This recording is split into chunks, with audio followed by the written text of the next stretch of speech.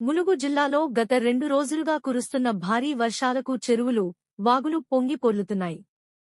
మహబూబాబాద్, కొత్తగూడ అటవీ ప్రాంతంలో కురిసిన వర్షంతో సద్దెమడుగు, బొగ్గులవాగు పొంగిపోర్లి లక్నవరం సరస్సులోకి భారీగా వరద నీరు చేరింది.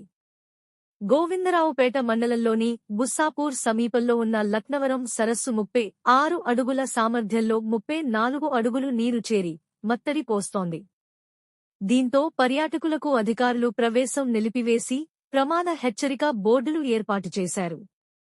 ఇదే సమయంలో గుండ్లవాగు ప్రాజెక్టు నిండుకుండలా మత్తడి పోస్తుండగా తాడ్వాయి మండలం కాల్వపల్లి సమీపంలో జంపన్న వాగు ఉధృతంగా ప్రవహిస్తోంది.